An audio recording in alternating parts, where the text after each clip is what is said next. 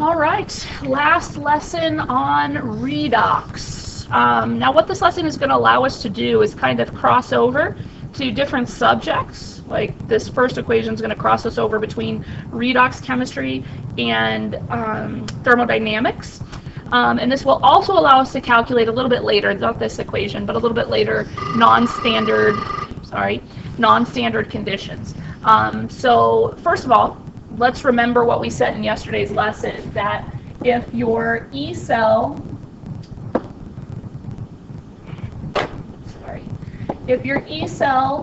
is positive, then that means your reaction is spontaneous. Well, we also learned back in thermodynamics, if your delta G is negative, then the reaction is spontaneous. So a negative delta G and a positive E cell both mean spontaneous. Okay, that's going to be helpful in what we're going to be calculating, because as you can see in this equation allows you to use the E cell to calculate delta G, or the delta G to calculate the E cell. Okay, both of them work. So for the delta G, we want our unit to be in joules per mole. So just make sure, double check that it's in joules per mole, not kilojoules per mole. N is going to represent how many electrons are being transferred. You know how when we wrote our half reactions, we'd have electrons on both sides and they would ultimately cancel, and we had to make sure that the number of electrons was the same on both sides? Well, this represents that number. So if you had 6 electrons on one side and 6 electrons on the other to cancel them both out, then 6 would be your value of N. Okay, we'll practice that in just a second. Then you have your standard EMF, your E cell, and again, that's calculated by doing the reduced minus the oxidized, cathode minus anode. And then this last part is the new part, and this is called Faraday's constant. Faraday was a scientist that did a lot of work in redox chemistry. We will mostly be using this version of his constant, 96,500 joules per volt per mole. You'll notice this one says coulombs per mole. A coulomb is the same thing as a joules per volt. And those of you that are in physics have probably heard that before, or at least AP physics have heard that before. So that's the way the equation works. Just be careful of your units. You're going to have to do your half reactions to figure out what N is and to figure out what your E cell is. I will show you, if you look at the first example problem here, notice how little information there is. Seems like there's not enough to calculate this, but as you'll see, there's plenty of information as long as we have that balanced equation. Now we know that ultimately we're calculating delta G.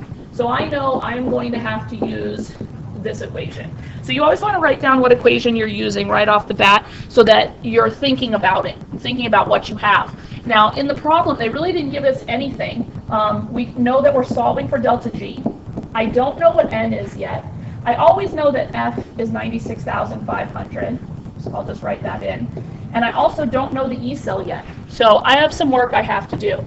But these two missing things can both be found using what we learned how to do yesterday, which was write your half reactions and calculate the E cell using the reduction potential table.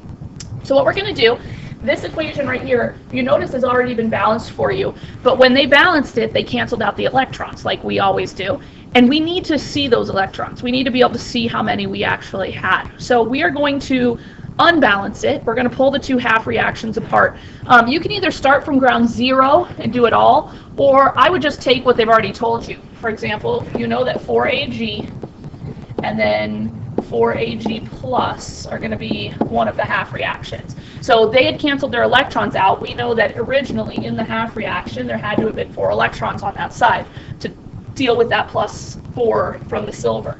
For the other one, it was O2 and 4H pluses making 2 H2Os. All right. And again, there must have been 4 electrons on this side to balance out that plus 4 that's coming from those hydrogens. So you can see right away it was 4 electrons that were transferred. So that is N. So I get to plug 4 in. So you just figure out your electrons, and the number of electrons you have is what goes there. Then we have our 96,500, and then we need the standard cell potential. To be able to figure out the standard cell potential, we're going to look up both of these values, reduction potentials, off the table. So if you look at the reduction potential for silver, it is listed as 0.8 volts. And the reduction potential for water, find the water one. Don't look at the H plus turning to H2, because that's not what we have in this one. You find the water, it's 1.23 0.43 volts. Okay. Now, there's a couple of ways to decide which one to subtract. You could look at the reduction potential values. You know, the bigger one's the more likely one to be reduced, because this reaction was spontaneous, and we could tell that because, oh, actually, well, it has to be spontaneous. They wouldn't have been giving it to us in this type of problem if it wasn't. But the other way, the easier way, I think, you've already got the equations here. You see here that these 4 electrons are lost in this first equation. So this must be the one being oxidized, okay? And then on this one, the electrons are being gained. So this must be the one being reduced. And we know that E cell is the one being reduced. So the reduction potential of the one being reduced minus the reduction potential of the one being oxidized. So the E cell standard is going to be 1.23 minus 0.8. So the E cell is going to be equal to 0.43 volts. Now notice it's a positive E cell value, and therefore, since it is a positive E cell value, you know that you are dealing with a spontaneous reaction, and so that's, you know, that delta G will ultimately be negative.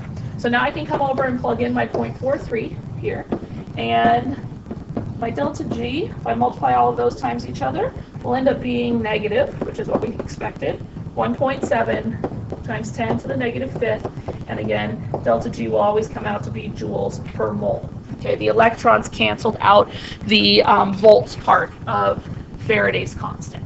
So that is how those types of problems work. Again, look how minimal of information they gave you, but other than Faraday's constant, everything you needed was in the balanced redox reaction. So we just put it back into half reactions and got out of it what we needed. Okay. So that is that type of problem. And that, again, is related to relating Faraday's constant with cell potential and Gibbs free energy. Anytime the question is Gibbs free energy versus E cell, this is your equation.